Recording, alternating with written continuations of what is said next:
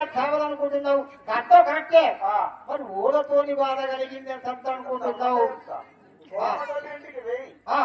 2 కిలోల కుడుకలు 2 కిలోల బెల్లం తెచ్చుకోని 2 కిలోల కుడుకలు 2 కిలోల బెల్లం రోడ్లేసి మెత్తగా దంచి అదంతా తినేసి రూమ్ లో పోయి ఫ్రిడ్జ్ దగ్గర నీళ్ళు తీసుకొని తాగి మెత్తడి మన బెడ్ మీద వండుకొని దుబాయ్ నిండా కప్పుకొని చూసుకుని ఇస్తా. ఏంటి బాణం కొబ్బరికాయ బెల్లం కలుపుకొని తింటే బాణం పోతుందా? వారు ఎవరు ఇంకా దుడ్డు దుడ్డుగా వస్తాడు ఇంకా దుడ్డుగా అందుకోసమే కదా కుడుకలు తినకూడదు గట్ట అయింది ముందట తింటే బాణం పోదా? యాడికెళ్ళి పోతుంది? ఏం చేస్తావు?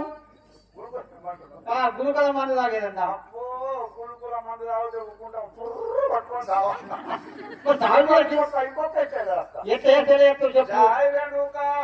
తాగితే ఉమ్మరింటికి నేను వాడునా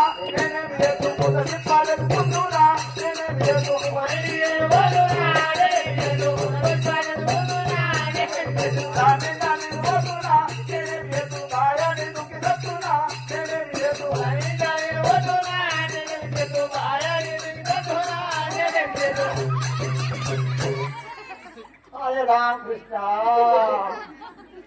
ఏమైంది ఏమైంది?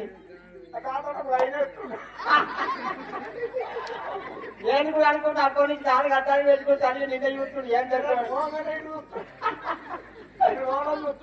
కొంచెం లైన్ చేస్తుడు నీకెత్తుడు లైన్ వారేమో ఇంకా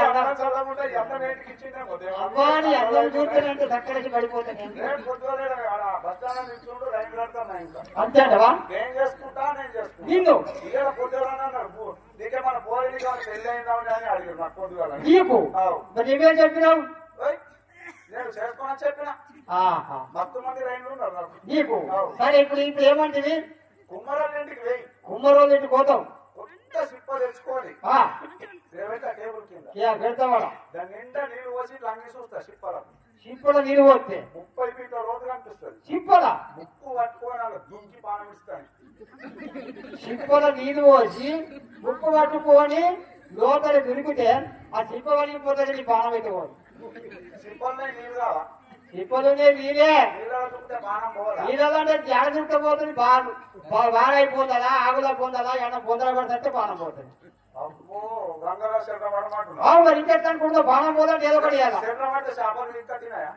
పోయేదానికి ఏది కట్టినా ఏమైతుంది? ఒరి స్టైల్ మనోడు ఖర్చులు కూడా స్టైల్ ఉంటుంది. మరి